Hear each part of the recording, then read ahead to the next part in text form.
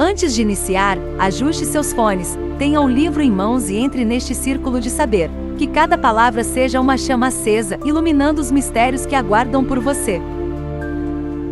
Dogma e Ritual de Alta Magia de Eliphas Levi. Capítulo 21. A Adivinhação. Dentes, Furca, Amém.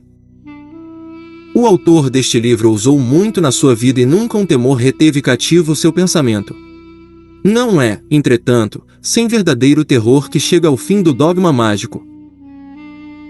Trata-se, agora, de revelar ou antes encobrir de novo o grande arcano, este segredo terrível, segredo de vida e de morte, expresso na Bíblia por estas formidáveis e simbólicas palavras da própria serpente simbólica.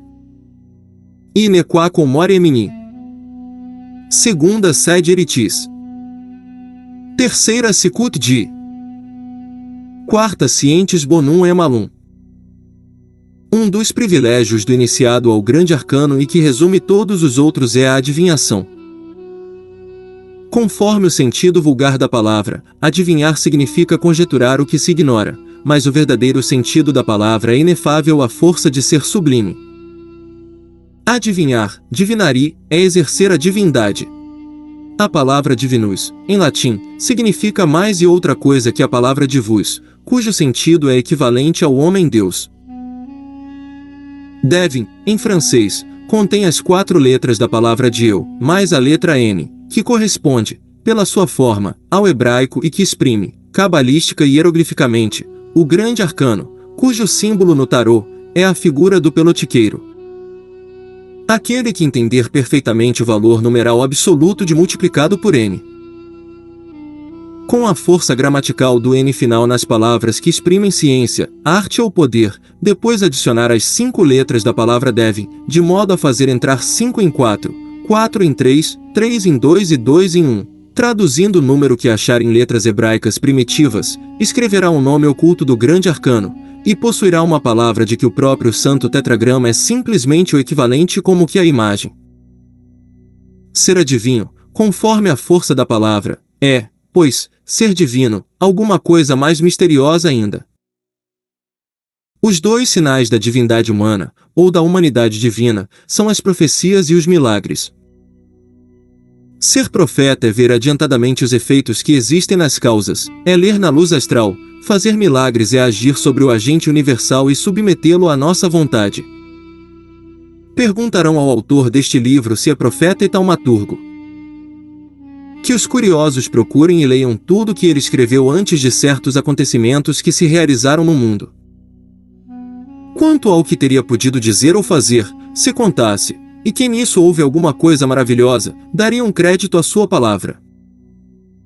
Aliás, uma das condições essenciais da adivinhação é nunca ser forçada e nunca se submeter à tentação, isto é, à prova. Nunca os mestres da ciência cederam à curiosidade de ninguém. As sibilas queimam seus livros quando Tarquínio recusa apreciá-las no seu justo valor. O grande mestre cala-se quando lhe pedem sinais da sua missão divina. Agripa morre de miséria antes de obedecer ao que exigem dele um horóscopo. Dar prova da ciência aos que duvidam da própria ciência é iniciar indignos, é profanar o ouro do santuário, é merecer a excomunhão dos sábios e a morte dos reveladores. A essência da adivinhação, isto é, o grande arcano mágico, é figurado por todos os símbolos da ciência, e se liga estreitamente com o dogma único e primitivo de Hermes. Em filosofia, dá a certeza absoluta. Em religião, o segredo universal da fé. Em física, a composição, a decomposição, a recomposição, a realização e a adaptação do mercúrio filosofal, chamado azota pelos alquimistas. Em dinâmica, multiplica as nossas forças pelas do movimento perpétuo. É, ao mesmo tempo, místico, metafísico e material. Com correspondência de efeitos nos 3 mundos, obtém caridade em Deus, verdade em ciência e ouro em riqueza, porque a transmutação metálica é, ao mesmo tempo, uma alegoria e uma realidade, como muito bem sabem todos os adeptos da verdadeira ciência.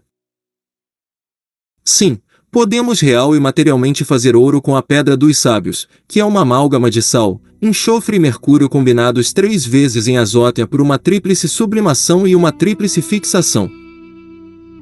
Sim, a operação é, muitas vezes, fácil e pode ser feita num dia, num instante, outras vezes, exige meses e anos. Mas, para ter sucesso na grande obra, é preciso ser divinus, ou adivinho, no sentido cabalístico da palavra, e é indispensável ter renunciado, para seu interesse pessoal, às vantagens das riquezas, de que nos tornamos, assim dispensadores. Raimundo Lulo enriquecia soberanos, semeava a Europa de suas fundações e permanecia pobre. Nicolau Flamel, que está bem morto, apesar do que diz a lenda, só achou a grande obra depois de ter, pelo ascetismo, chegado a um desapego completo das riquezas. Foi iniciado pela inteligência que teve repentinamente do livro de Asmezaref, escrito em hebraico pelo cabalista Abraão, talvez o mesmo que redigiu o Sefer Yetzirah. Ora, esta inteligência foi em Flamel, uma intuição merecida ou antes tornada possível pelas preparações pessoais do adepto. Creio ter dito o suficiente. A adivinhação é, pois, uma intuição, e a chave desta intuição é o dogma universal e mágico das analogias.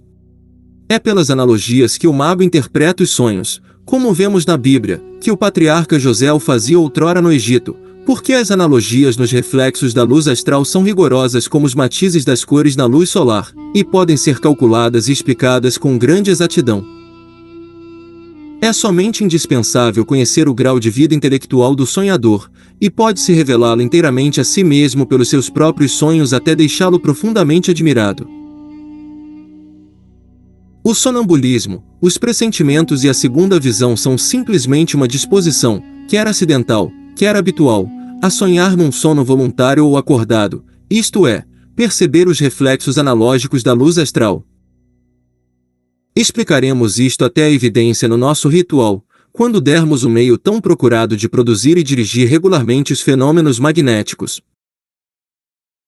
Quanto aos instrumentos adivinhatórios, esses são simplesmente meios de comunicação entre o adivinho e o consultante, e, muitas vezes, só servem para fixar as duas vontades sobre o mesmo signo. As figuras vagas, complicadas, móveis, ajudam a reunir os reflexos do fluido astral e é assim que vemos, nas borras de café, nas nuvens, na clara do ovo, etc., formas fatídicas, e que só existem no translúcido, isto é, na imaginação dos operadores.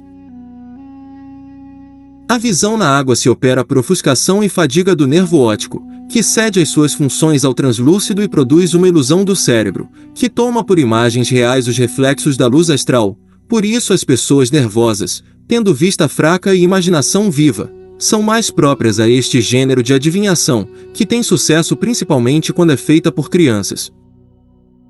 Ora, não se enganem aqui sobre a função que atribuímos à imaginação nas artes adivinhatórias. Vemos pela imaginação, sem dúvida, e é esse o lado natural dos milagres, mas vemos coisas verdadeiras, e é nisso que consiste a maravilha da obra natural. Convidamos à experiência todos os verdadeiros adeptos.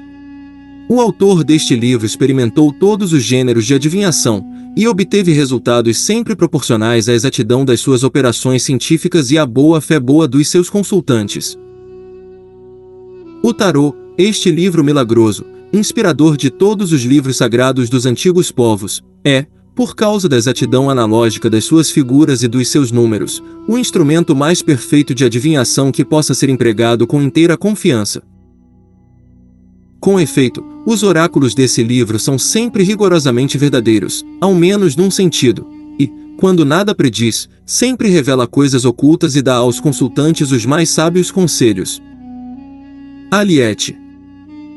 Que, de cabeleireiro, se tornou cabalista, no último século, depois de ter passado 30 anos a meditar sobre o tarô. Aliette, que se chamava cabalisticamente Tteila, lendo seu nome como se deve ler em hebraico, esteve bem perto de achar tudo o que estava escondido nesse livro estranho, mas só chegou a deslocar as chaves do tarô, por não nas compreender, e inverteu a ordem e os caracteres das figuras, sem destruir completamente as suas analogias, tanto elas são simpáticas e correspondentes umas com as outras. Os escritos de Ectela, tornados muito raros, são obscuros, fatigantes e de um estilo verdadeiramente bárbaro. Nem todos foram impressos, e os manuscritos desse pai dos modernos tiradores de cartas estão ainda nas mãos de um livreiro de Paris, que teve a bondade de NO com acento circunflexo los mostrar. O que se pode ver neles de mais notável são os estudos teimosos e a boa-fé do autor, que toda a sua vida pressentiu a grandeza das ciências ocultas, e teve de morrer à porta do santuário, sem nunca poder penetrar além do véu. Estimava pouco Agripa, fazia grande caso de Jean Belot e nada conhecia da filosofia de Paracelso, mas tinha uma intuição muito exercitada, uma vontade muito perseverante, e mais sonho do que juízo. Era muito pouco para ser um mago, mas era mais do que necessário para ser um adivinho vulgar muito hábil, e, por conseguinte, muito acreditado. Por isso, Ectela teve um sucesso em voga que um mago mais sábio talvez errasse em não pretender, mas que certamente não pretenderia. Dizendo, no fim do nosso ritual, há uma última palavra do tarô, indicaremos o modo completo de o ler, e, por conseguinte, de o consultar, não somente sobre as sortes prováveis do destino, mas também, e principalmente, sobre os problemas da filosofia e da religião, de que dá uma solução sempre certa e da mais admirável exatidão, e se for explicado na ordem hierárquica da analogia dos três mundos com as três cores e os quatro matizes que compõem o setenário sagrado. Tudo isto pertence à prática positiva da magia, e somente pode ser sumariamente indicado e estabelecido em princípio nesta primeira parte, que contém exclusivamente o dogma da alta magia e a chave filosófica e religiosa das altas ciências, conhecidas ou antes ignoradas sob o nome de ciências ocultas.